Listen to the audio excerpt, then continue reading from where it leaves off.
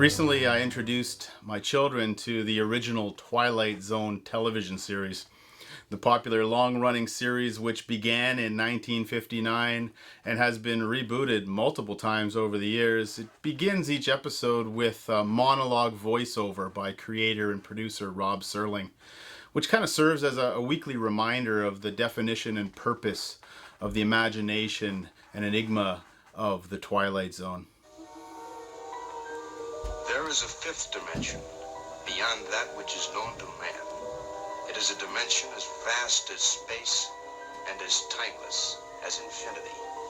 It is the middle ground between light and shadow, between science and superstition, and it lies between the pit of man's fears and the summit of his knowledge.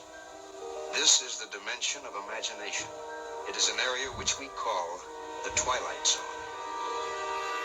In revisiting the Twilight Zone, I've been struck by the profundity of the way the show weaves together these imaginative and sometimes otherworldly storylines as a means of social commentary and critique. The shows often both highlight and lament the brokenness of society, while at the same time they express a yearning for and a glimpse of what might be. Although this theme of imagination is not one often emphasized in faith communities and certainly wasn't highlighted in my own religious upbringing, imagination permeates the pages of Scripture and the life of faith. The prophets of the Old Testament were tasked with the God-ordained responsibility of receiving and communicating God's liberating desires for the world in ways that were deeply imaginative. And in the person and the work of Jesus, we see both fully and finally, the rescuing love of God and a human life fully alive with love and mercy.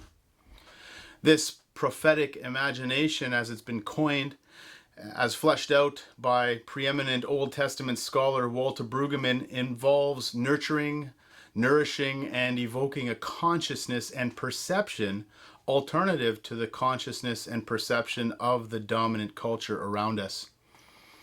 As we live in a dominant culture in which the narrative we are constantly bombarded with is one enticing us to buy into the lie that our identity, our value, our worth are dependent upon what we consume and produce, we desperately need to recover and recapture the place and purpose and priority of prophetic, sanctified imaginations.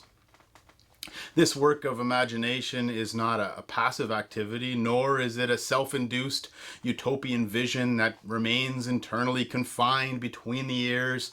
Rather, such imagination finds its source in the God of creative and redemptive love, who is always present and working for the common good of all creation. It is within our imaginations where the inception of ideas, good, bad, and ugly, are planted and take root. And so our church vision statement begins with that all-important word, imagine, intentionally and appropriately.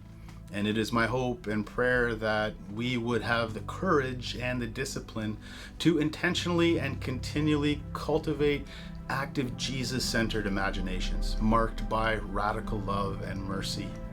Through listening prayer, communal worship, and active engagement with and service and love of our neighbors, we actively imagine God's kingdom together, as by God's grace we work towards the fulfillment of Jesus' prayer. Thy kingdom come, thy will be done on earth, not as in the Twilight Zone, but as it is in heaven. Imagine